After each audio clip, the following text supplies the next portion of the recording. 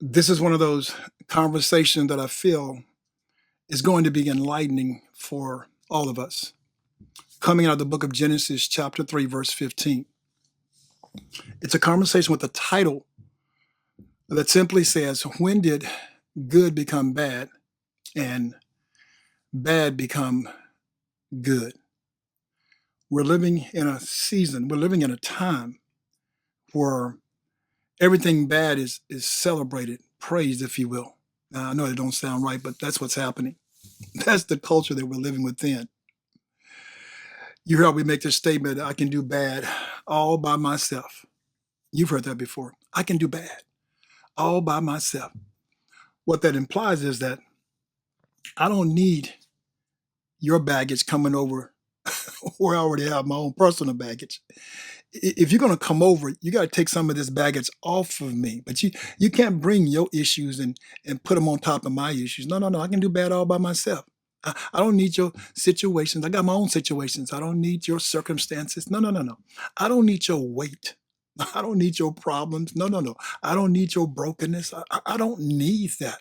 I mean, I got plenty of that on my own. So if you're not coming over to take something off of me, then I can do bad all by myself. Bad is being elevated. Bad is being worshiped. And in my Bible tells me that everything God created and made, he looked at it, he blessed it, and he said it was good. That's that word, good. We don't use that too often. Good. No, no, no, no. Nobody wants to be good. No, no, I told you. When did good become bad? And bad becomes good. Everybody wants a bad boy. I mean, look at your children. Just an example. Your children. You got a child who's bad. Let's just be honest. You got a bad child. He or she just bad. And you got a good child over here. Good child. Just doing the right things. I mean, just pleasing. I mean, just good. Want to do good. But you give all your attention to this bad child. Yeah, the squeaky wheel gets the oil. Well, hold up. No, no, no, no, no. That child needs a spanking. That child needs discipline. That child needs correction. This child over here who's not getting any attention because he's a good child. This child, yeah, is isolated. Yes. This child over here, good now, but what's going to happen later? Because I didn't get any attention. I didn't get any love. Because that's what children think like. No, I love you. You're so good. No, no, no. You didn't love me. You gave this child all the attention. So that's what love is. See, now that's what love looks like to this child. That's what's happening. You need to correct this child and make sure you give this child over here some attention, some time. That's the same thing in marriage. You got a bad husband. He gets all the attention from everybody around you and you. I mean, he gets all the attention. You got a good husband. He's isolated. He's insulated. He's over here. Well, I mean, come on, he's just a good guy. He's okay. He's going to be okay. No, he's not. No, no, no, no, no, no. And he see you over here worshiping someone else's husband. Well, he's doing all this and all your conversations about someone else's husband who's doing bad. And so he's over here saying, well, what? She must want a bad man. That's all she talks about. You see what I'm saying? We worship bad. When I gave my life to Jesus Christ, I took a stance.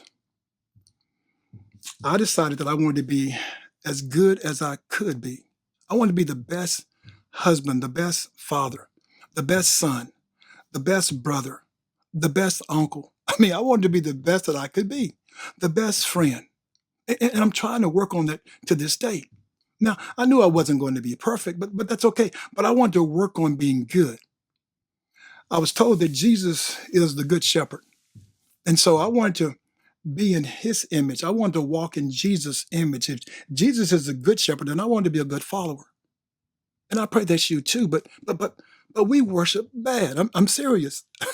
Michael Jackson penned this song, and it was called Bad. You remember that song? Bad.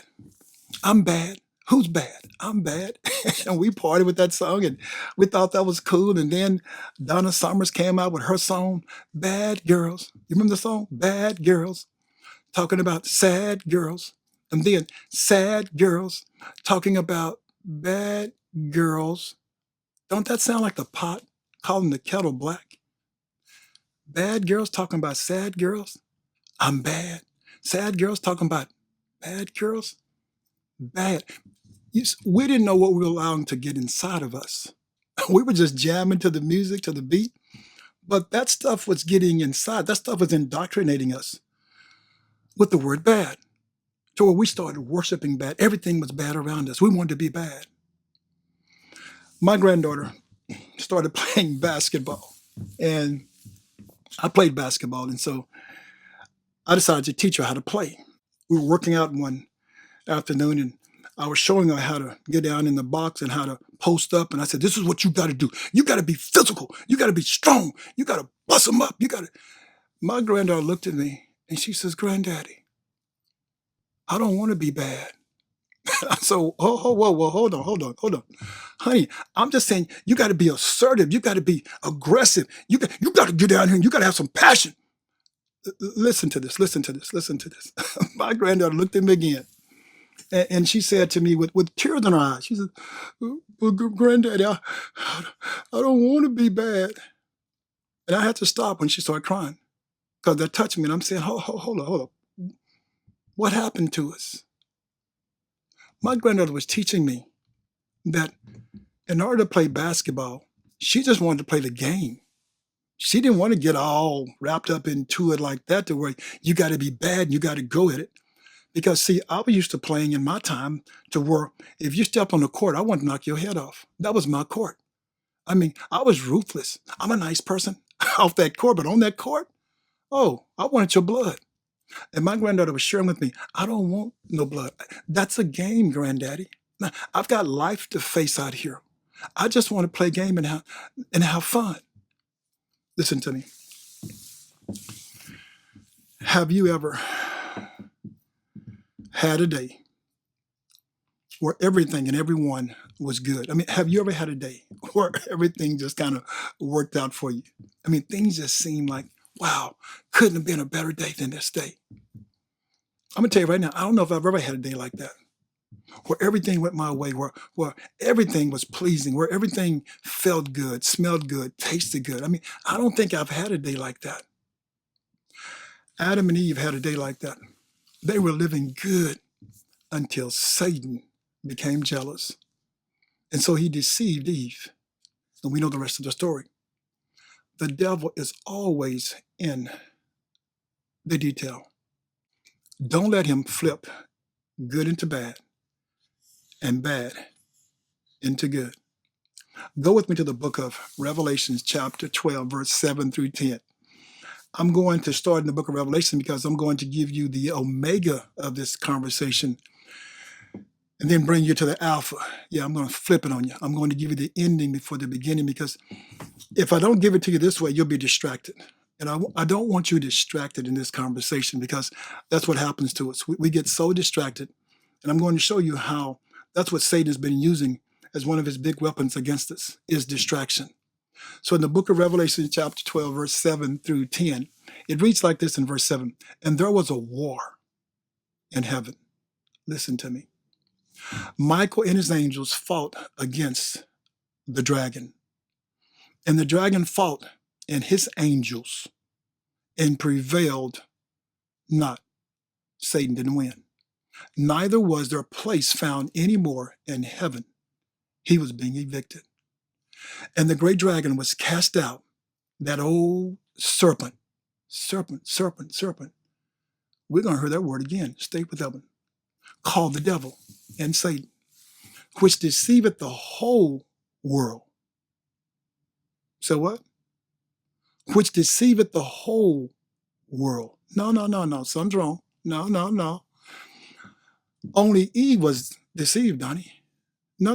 Hold up. This scripture says, this verse says, which deceived the whole world. No, my Bible tells me Eve. Okay, we'll get to that. Eve, I thought it was just Eve. He was cast out into the earth, and his angels were cast out with him. Go to Genesis chapter 3, verse 15. I know I'm messing with you. Just stay with me for a moment. You remember the story where Adam and Eve messed up in the garden. Eve was deceived, and Adam obeyed his wife's voice over the voice of God. And so now God is having not so much a conversation with Satan. God is speaking to Satan, and he's cursing Satan in Genesis chapter 3, verse 15. And in verse 15, this is what God says to Satan.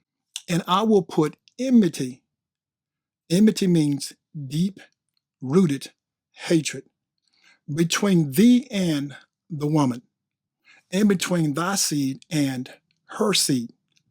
It shall bruise thy head, and thou shalt bruise his heel. Sisters, this is so important for you to catch, because God is giving you your assignment. If you just listen carefully, listen to me. He's saying your assignment is to hate Satan. Do you hear me? And then your assignment is to teach your children to hate Satan as well. And then your assignment is to bruise his head, to teach your children to bruise his head as well. Don't teach them how to be rich and famous. You're being distracted. No, it's right here. You've already been deceived once. Come on. We all have. The Bible said the whole world is being deceived. Don't let him play with your mind. Don't let him play with your emotions. Because Satan wants your assignment. He wants your place. He wants your position. Now, we're told that this is the first time, or the first mentioning, if you will, of the good news in the Bible. Because when we're talking about the seed, we're talking about Jesus Christ and his mother Mary. That's what's really happening here. I told you that Adam called his wife named Eve because she was the mother of all living. That means that we all have Eve's DNA. So if we all have her DNA, let me share with you what's in her DNA. She was deceived. That's in her DNA. She was distracted. That's in her DNA. And she desired the forbidden. That's in her DNA. So let me say it like this. She was deceived by obeying the enemy's voice.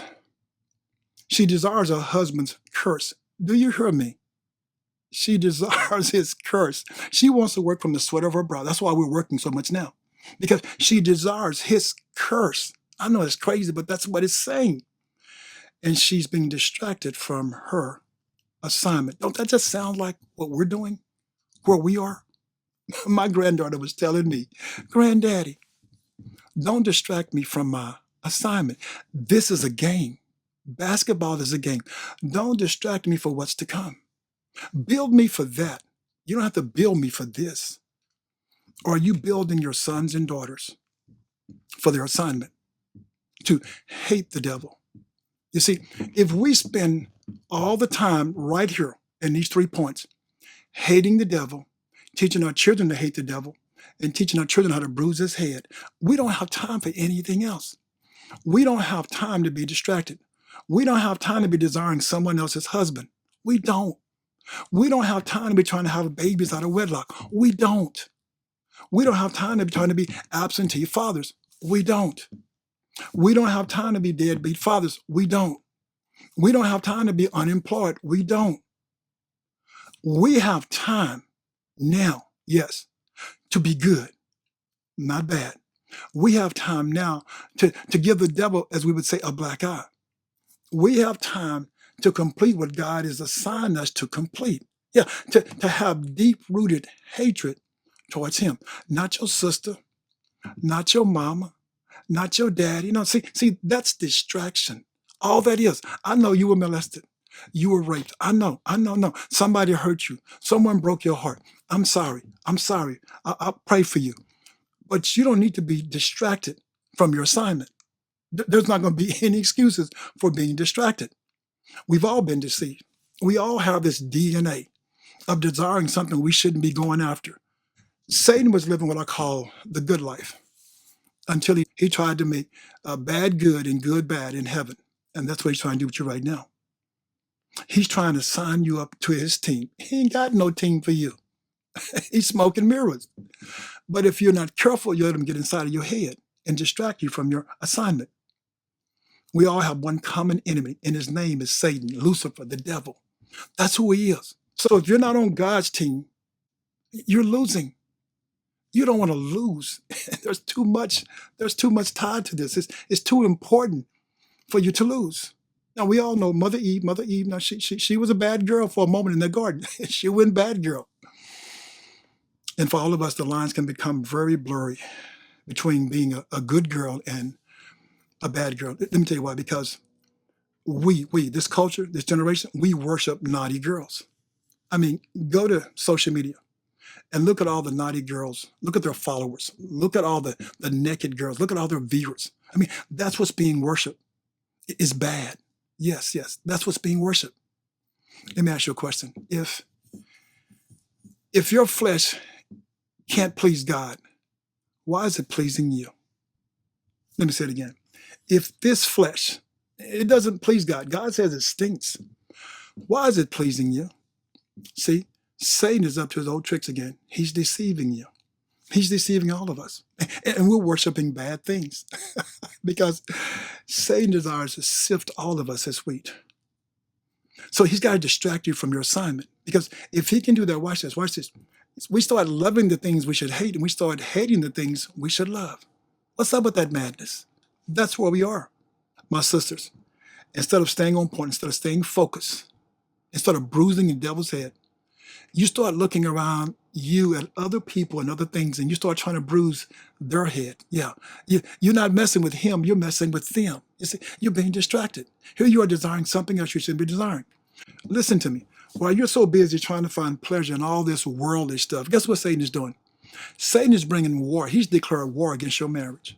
He's declared war against your children. He's declared war against your soul. If you're not careful, you will allow Satan to get to you like he got to Eve, like he got to Cain, like he got to King Saul, like he got to Delilah. Satan is so deceitful.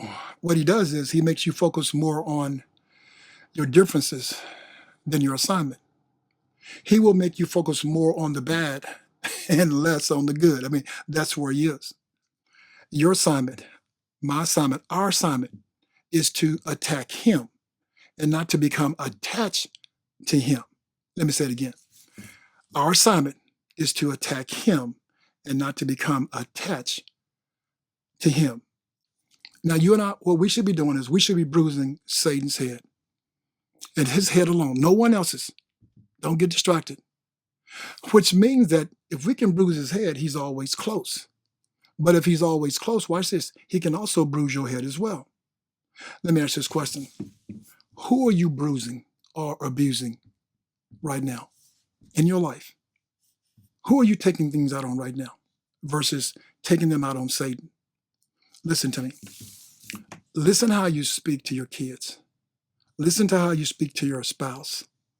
Listen to how you speak to your parents. I mean, be watchful of what you say. Measure every word carefully. Are you fighting the wrong people? That's the question. See, focus on your assignment. Hate him, not them. Yes. Bruise him, not them. And when we look at our media, oh, Jesus, our media doesn't make it any easier. I mean, the media has a business to run. It's a for-profit organization. They have stockholders that they have to please. But when you look at TV, you look at social media, I mean, all we are seeing pumped into us, indoctrinated into us is hate, crime, sex, fear, because all that stuff sells. And so they're pushing that into us like we're junkies and we need a fix. and we're sitting there high over this stuff 24/7. That's what the news is doing to us. I mean, look at the hate between sexes. Look at the hate between genders, between races, between religion, because we're fed this stuff all day long. And so we find ourselves fighting our brothers and sisters because they're easy to get to. You know, Satan is kind of invisible. We can't really see him. And so we go after what we can see and we're abandoning our assignment trying to fight one another. That's what's happening. Satan is the greatest distractor, the greatest deflector of all times. I mean, come on, that's who he is. The Bible's telling us there's a bigger fight coming. And if we're not doing good, if we're not being good, watch this, watch what's going to happen. It's going to happen. Fathers are going to be fighting against sons. Mothers are going to be fighting against daughters. That's what's coming our way. And see, that's why it's so important to teach your children that your fight is with the enemy. The same enemy we all have. We don't have different enemies. No. Because what's really happening When you start fighting your sisters and your brothers and other women across the country, when you're fighting them, you're being a bully because you've divorced your assignment and you're fighting your own fight against people you shouldn't be fighting against. You become the bully in your family. You become the bully in your life. That's who you become, women. I'm telling you, God has such an assignment for you to be a sisterhood with each other. All the things that's happening to you, all the things that's happening around you, don't have to happen. If you team up and become this sisterhood of one, to do good, to be good, you ain't got to be like Janet Jackson. You ain't got to be a nasty girl. No, you don't have to be. I told you, when did we think that good becomes bad and bad could ever become good? How do we get that into us? Well, social media has promoted bad girls for a long time now. Therefore, nakedness is the new happiness. Social media has promoted bad boys for a long time. Therefore, vulgar and immorality. Yeah, it's being praised. And that's where we are. All that stuff distracts us. It deceives us. It deflects our attention from our assignment. And if you're being distracted, let me tell you what you're doing. You're supporting the devil's agenda. That's what you're doing. Have you noticed that every thought that comes into your mind now is negative? Almost every thought. Every time you watch TV, all you're looking at is, man, those are fake eyelashes she got on. That's not her booty. That's fake. That's not her breast. She got that put in. Everything is negative. You can't watch anyone walking through the mall without thinking something negative. Like, that's not her. I mean, that's our mind. You look at your wife and you think about all the stuff she's not doing. 5%. She's doing 95% things right. But all you can focus on is that 5%. Everything in your mind. I mean, your mind just thinks negative because that's what's being pumped inside of you all day long. You see a preacher preaching, he's doing a great job. You find something negative to say about him. You see celebrities doing good, living their life, and you find something negative to say about them. You look at your kids, and I'm serious, your own kids, and you got something negative to say about them. That's how we're wired now. So when I ask you the question, how does good become bad and bad becomes good? How is that possible? Well, because of us. And then some of you, watch this. When your children get in trouble, what do? What do? You run to Proverbs chapter 22, verse 6. That's what you do. You run to it.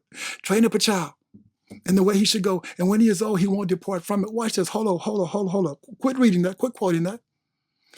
How can he return to something when you ain't put nothing in him? And if you have put something in it, it's bad. It's not good. So why would you want him returning to something bad? Just admit it. You're a bad parent. You haven't poured into them. You haven't taught him who to hate. You haven't taught him who to love. No, you let him do it by himself. No, I'm going to give him this cell phone and this computer and kind of babysit him. Well, guess what?